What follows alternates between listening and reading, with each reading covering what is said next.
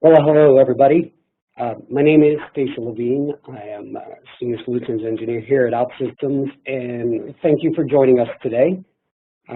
Hopefully, everybody can hear me all right.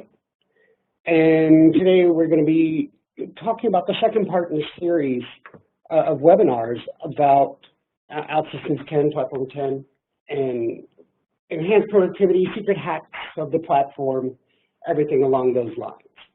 So I'm going to go ahead and jump in, and later you'll absolutely get a chance to submit some questions for us to answer, and let's go forward. And the way this is going to work is I'm going to have some slides, but that would just be boring. So I'm also going to have a few short demos to show you some of the really cool things that I am very excited about in OutSystems 10. So first, let's talk about security. Security is very important, as everybody knows, and we have a bunch of new security settings. Some of these are able to be set at the environment level, so you can enforce this across all of your applications. Even more, you can also set some of these at specific application level, right? So both infrastructure and application level security information. Right, so first, let's talk about enabling strict HTTPS. Right? So web browsers, other user agents, you can make sure that everything has to go over to HTTPS. And in today's age, that's really important. Even for screens and other integrations, you can make sure that everything is going secure if and when needed, right? Which is many cases.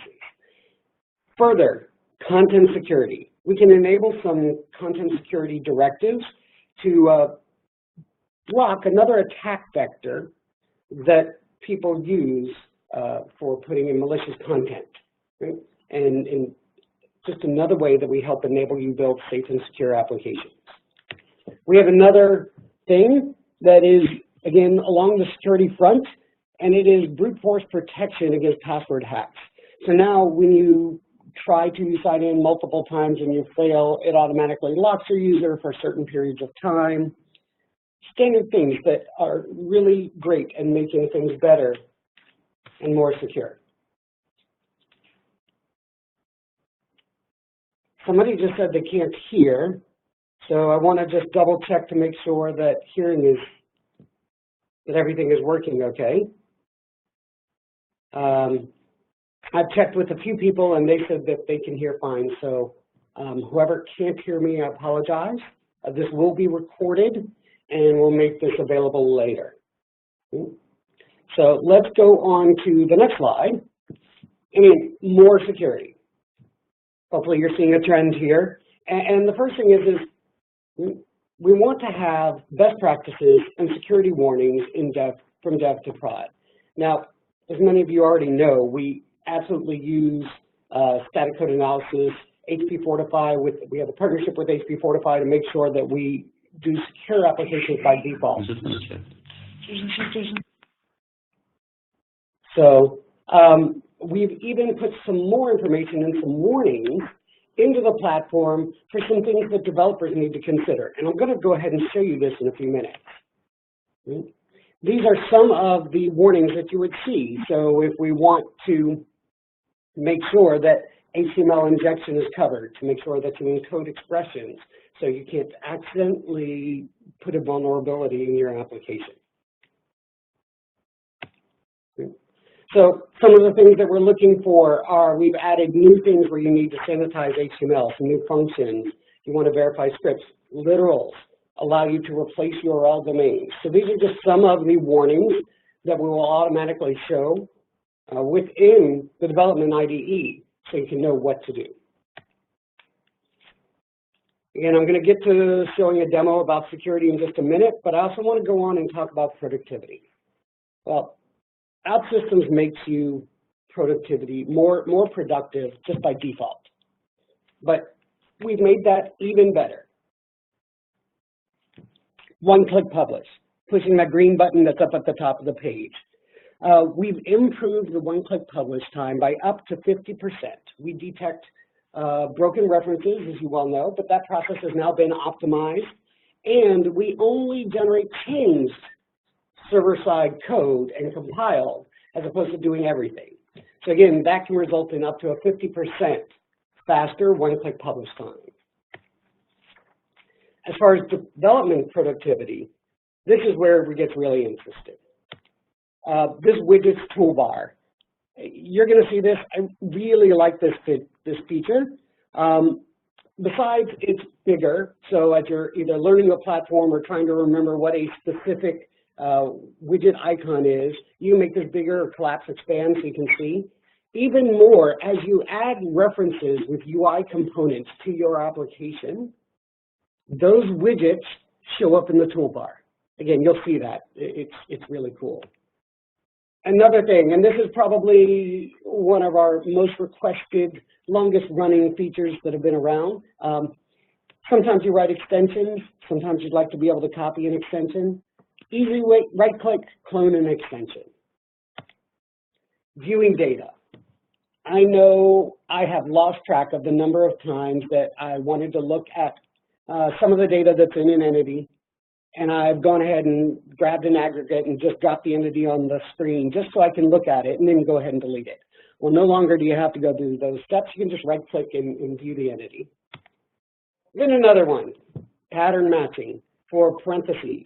So you can see your start and stop. You can even add comments into the expression editor. And the last one kind of on this screen is we now support SVG images. We always did before, but before you had to do it in resource files. Now you can add them as images directly to your application and reference them. So that's enough slides for the moment. Let's go ahead and take a look at some of these things. So first, let's talk about some of the security. Well, I'm in Lifetime, and as you see, I've got some various options of blocked addresses. But what I really want to show you is the environment security. And this is where I can go in and start configuring security across all of my applications. So I can enable or disable HTTPS. Right? You can see, again, easy to use. This gets really granular. When I want to enforce content security policies, I can set all sorts of information, base URIs, child source, etc. So again, easy to use, great security and additional controls to have. This is also available, so that's at the infrastructure level itself. I can go into one of my applications, and I can also set security permissions at applications, including which environment I'm looking at and some of these base items. So if I don't want to do this at my entire infrastructure level, but I want to control it at the individual application level, I absolutely have that ability. Okay, so that's the base security part. Let's talk about some of these other interesting components. So if I go to any UI on my screen, this is something that, standard UI components. Well, notice on the toolbar on the left, this is what we were used to before, all of these widgets. And I know sometimes, even after 3 years, I'd be going, okay, which one is this? And have to wait for the pop-up. Well, I can expand the toolbar to make this go. But check this out. These are all the Silk UI items. As I scroll further down, I get to which widgets, right? Other applications that are there. Even more, as I continue to add references to my applications, if they have UI widgets, they're going to show up in that toolbar.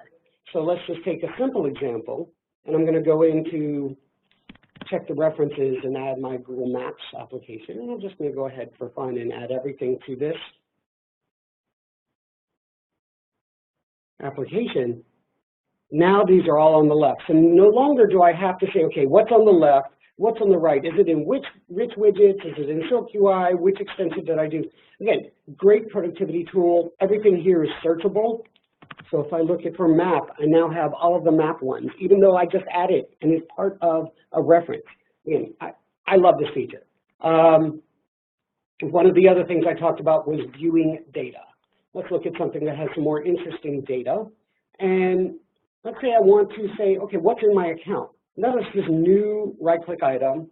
If I want to view the data that's in here, I didn't have to create a query anywhere. I didn't have to do anything else. Just right-click and I can view it. I can even do sorts and even the aggregate vote features within this. So again, great productivity saver, because what did I do before? Right? I went to somewhere, maybe Logic, and just went and created a new action that had nothing, and then went and added an account and now went into the action just to see the data. Now I can just right click and do it. Yeah. I love this. It saves me so much time. Right? Cloning extensions, I think, is self-explanatory, and parentheses matching. Let's just go ahead and take a quick look at that one. So let's add just a variable so I have something to do with this.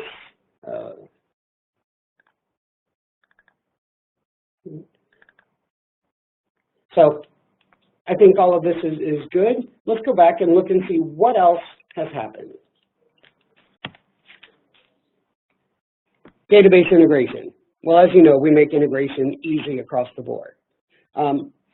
There were some limitations before that you had to certainly have names that were common, and spaces and numbers in field names certainly caused some issues, certainly badly named tables. Well, we've improved this a lot, up to 4 times faster for importing the structures. We've rewritten the underlying connections. We support badly named tables. We even support now more than one auto-generated columns, and I know lots of people out there are going to be really happy that GUIDs are there. We also support the ability to ignore a specific column. You can change column names. You can even support non-standard character set names, lots of information, and I really do like this ignore, because let's say I'm connecting to a table that has 50 fields, and I really only need 5 of them. I can say ignore on all the others, and it only maps to those 5. So again, really, really cool feature here. More. Switches. Switches are helpful. Before today, I would create a switch, and it would be enabled 1, 2, and 3, and I had no idea what this was for. The only way to tell which the path it was following was to look at the conditions itself. While it seems like a minor thing, now we support labeling on the switches, which again, another huge productivity enhancement and something that makes it easier. Refresh all. I don't even know what more I need to say there. Sometimes you build an application, you make some changes underlying, you go in, and every time you open your application after changing maybe Silk UI and update Dublin, and then change the Google Maps component, and maybe update Twilio connector. Now I have to go into my application and always click each little switch by it. They have this awesome refresh all button. It does exactly that. It refreshes all of the references at once. One more thing, we have the ability to remove unused elements. So you can add references to your application. Sometimes you add more than you really needed, and you can simply go through, right-click on your extension or the item that you're consuming and remove all of the unused references. It's very, very easy, simple seeming things, but overall they add up.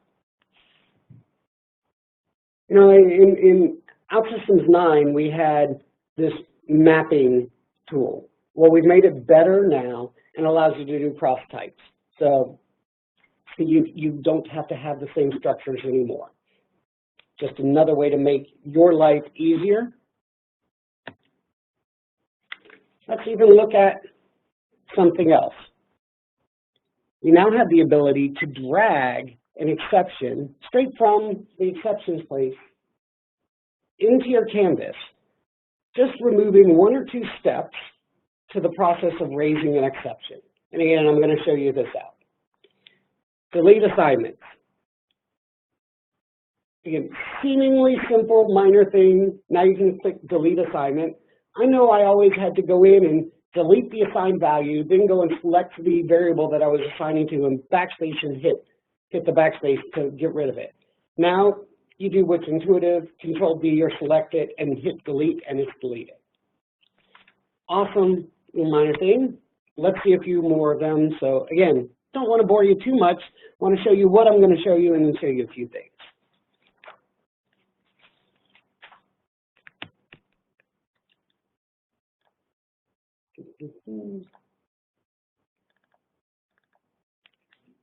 So this is the logic that all I've done is create a variable and I drop the switch on here.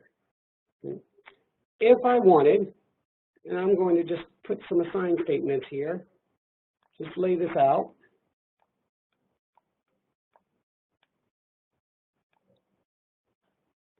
And I want to say val equals 1.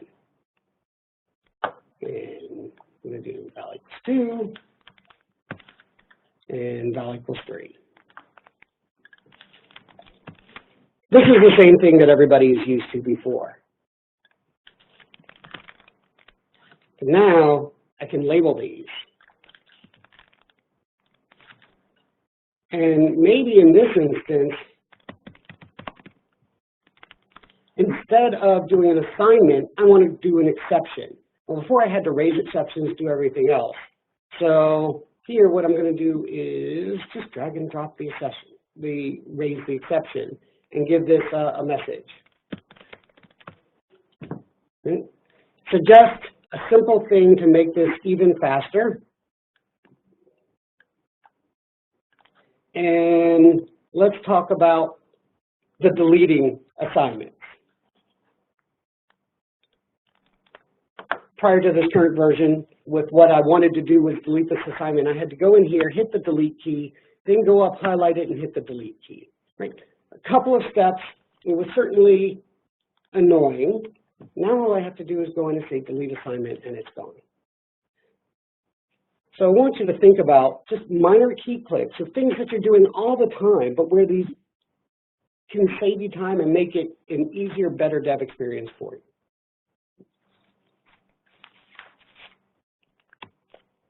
Back to the slides. This one's a hot topic. And some answers to really common questions that we had. If you've got a list, how can you check a list to see if it already has something? And the answer is use a loop. If you want to remove all certain types or items from a list, how do you do it? You use a loop. More, how can you sort the list? Well, okay, great. Use a sort record list extension. But that's not true chain safe, and it'll break in production. All right, so fine, I'll use a loop. If you look at this email, this is from our forums from a long time ago, and it shows somebody that wanted to make both a bubble sort and a quick sort. If I look at the code here, this is sorting a list by name.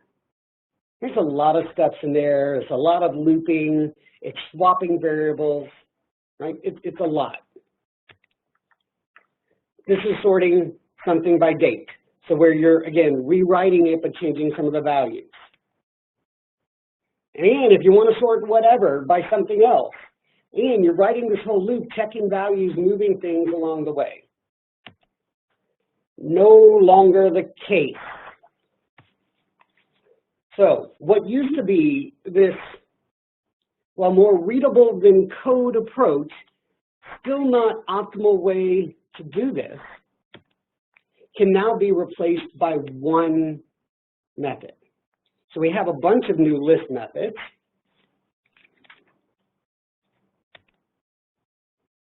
And you can see those in the platform.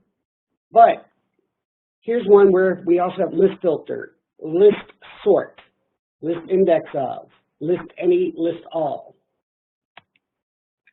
And what happens, well, let's go ahead and take a look and see what happens.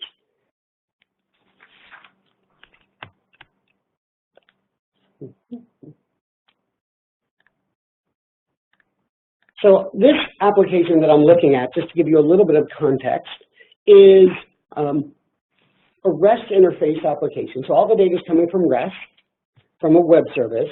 And the request when I built this one was, hey, show me a way that I can order, filter, sort without having to call the REST past parameters. So I want to call the REST and then work with the data that I've got. Well, this was the code where I start, I create another list, I start finding indexes, I look through, remove, end, right? So once I remove items, I append items if they're found, all sorts of logic just to find name, address, or city that are equal to what I wanted. Really complex, right? Lots of things to do. Using these new methods, it gets to be really simple. I have one method, I give it a couple of search fields, and it filters my list for me. And really easy, much more productive, much easier to build and maintain than the old way of doing it. Again, just to show it here. Or worst case, going back and using the extension that's not true chain safe. So those are a bunch of the really cool things that were in the platform. And there were more list functions. You can see them here. I can see list. Let's just find it this way. Oh, this is a sort. And you can see I'm using the switch with the sort. And I'm sorting by different variables based off of what I've passed in. If I want to find the specific server action, I can go and I've got just under system, the same place everything else, and I have list all, list any, list filter, list sort. Again, great productivity tools to make developing these applications even easier. Now, I've been talking about everything that is there already. We've got something that's coming soon that I think a lot of people will really like. And we are putting out a whole new deployment automation extensibility API. So everything that you currently do using Lifetime to deploy applications, we're doing it as a set of API. This allows you to do things like replicate a QA or pre-prod deployment plan. So I build a deployment plan to move my application from development to QA. There's an API where I can call, and all of these are exposed as REST. So I can call that API to execute the same deployment plan from QA to production. So I make reuse of deployment plans a thing. This allows me to orchestrate deployment from external tools. Or I can write my own OutSystems tool if I want using these. I can automate daily deployments to QA. Right? These are REST endpoints. I can build a timer and call these APIs with them. I can even create approval workflows. So this is, again, building applications within OutSystems to handle those workflow approvals or use an existing tool that you already have. Another thing that this could be used for is archiving versions that have been deployed to production for compliance. So this allows me to easily answer the question and tell you, can you integrate the platform with any of your current content delivery tools? And absolutely, you can. So I want to say thank you